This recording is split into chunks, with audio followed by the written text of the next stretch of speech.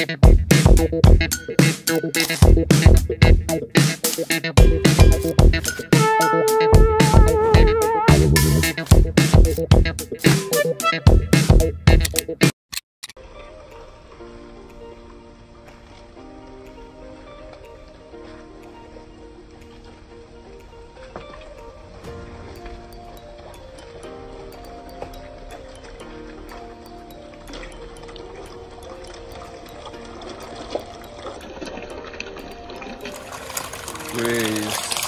banyak nih mas. Wah, alhamdulillah banyak nih mas nih. Dapat lebaran ya berikut nih. Lebaran berapa ini?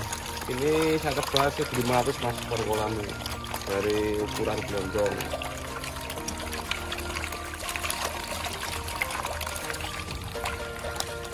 Usia berapa nih? Ini kita usia 4 bulan.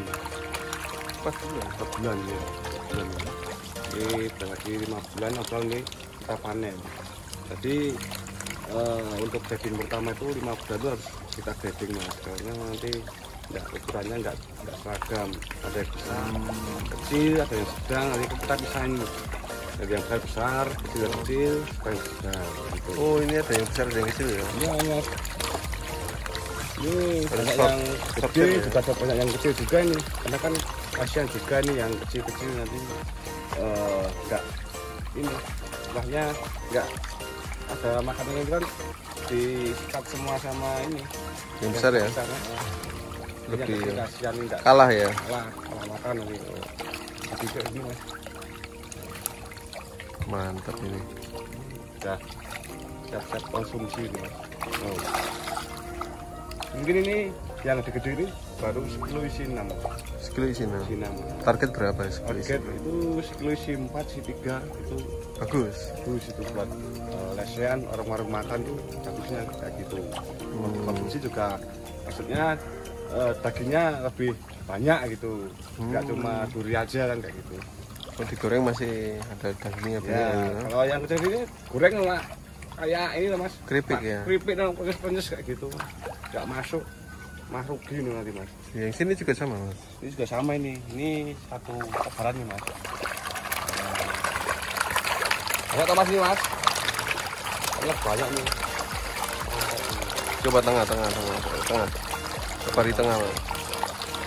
Biar ngumpul di tengah. Di tengah, itu mas. Kayak cendol mas. Karena itu banyak. Sama airnya banyak ikannya.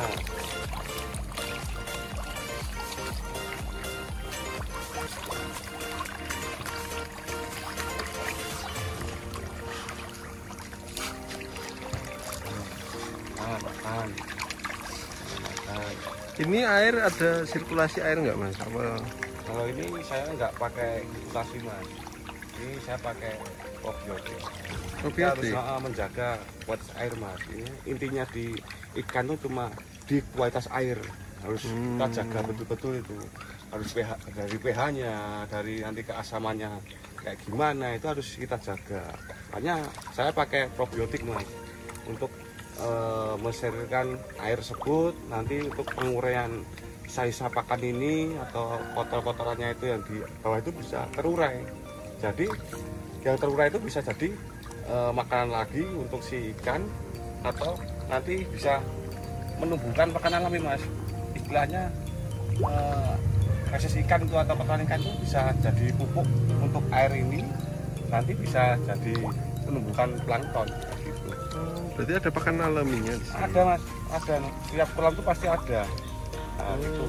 Tergantung kita kasih bakteri starternya atau enggak kayak gitu. Kayak probiotik itu kan ada juga ya bakteri starter tuh mas. Gitu. Terus saya tambah dengan ini apa itu aerasi. Nah, aerasi ini gunanya untuk, nah itu kan untuk penambahan program air mas. Jadi mikroorganisme atau makan alami itu plankton itu juga membutuhkan oksigen, karena kalau blooming banyak plankton itu juga nggak baik juga. Berarti pakannya pelet lebih hemat nih mas? Ya hemat nih mas. Alhamdulillah ini hemat karena pakan juga mahal mas ini. Iya, Nggak mahal, saya kasih full pakan ini. Itu inti poin di keuntungan di ikan itu kan karena bisa mengerim pakan ya, tapi ya, pertumbuhan normal gitu. Iya, nah itu mas. Jadi pakai probiotiknya apa mas? Ini tuh sebenarnya saya pakai sapernya Bacillus mas. Bacillus sama Mycobacter. Bacillus itu kan untuk penumbuhan makan alami. Nah untuk Mycobacter itu kan saya pakai untuk ini mas, untuk penguraian sisa makan, untuk penguraian feses ikan tuh. Nah itu saya pakai bakteri Mycobacter. Untuk pemberiannya untuk jangka waktu saya berapa? biasanya 1 minggu sekali mas. Jadi 1 minggu itu saya kasih Mycobacter 2 tutup, terus Bacillus itu 2 tutup mas, kan gitu. Jadi seimbang mas antaranya untuk penumbuhan plankton sama untuk penguraian dari sisa pakan itu stabil, jadi bisa seiringan lah kayak gitu. Oh iya.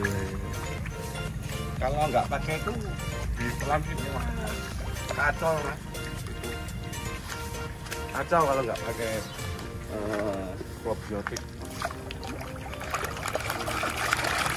Makanya karena ada baca semua ini. Banyak banget ya.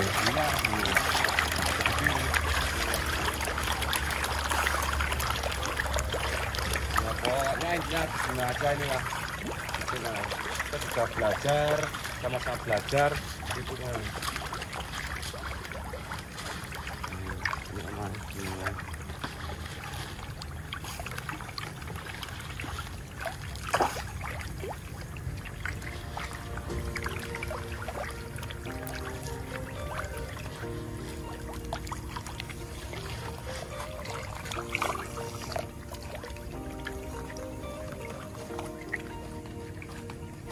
Wah, full semua. Full semua ini mas.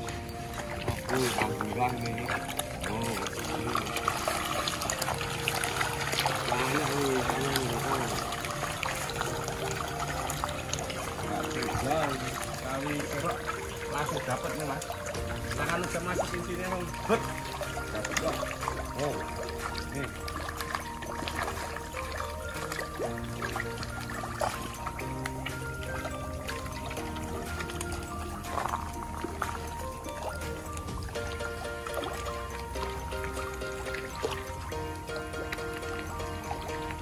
Pokoknya intinya dalam budaya itu kita harus bisa manajemen air mas, harus tahu batas airnya kolam kita yang mau tergarikan harus tahu itu dari pH-nya, dari rasamanya air gitu mas. Jadi istilahnya kan air itu kan untuk kehidupannya si ikan gitu mas. Dari manajemen air turun ke manajemen pakan Ya, yang lebih kita efisienkan ya efisienkan karena kan banyak ini kan pertanian juga mengeluh kemahalan dari pelet mas atau pakan ikan itu mas.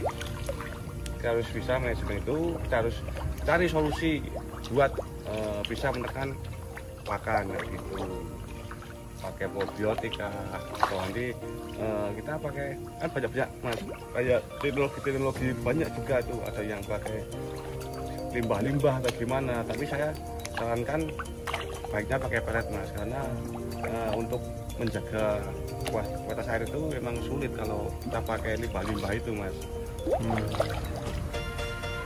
Terima kasih mas. Besok kalau panen dikabarin ya? Siap, saya kabarin mas, itu kita daftar di sini. Mau minta berapa, oke siap.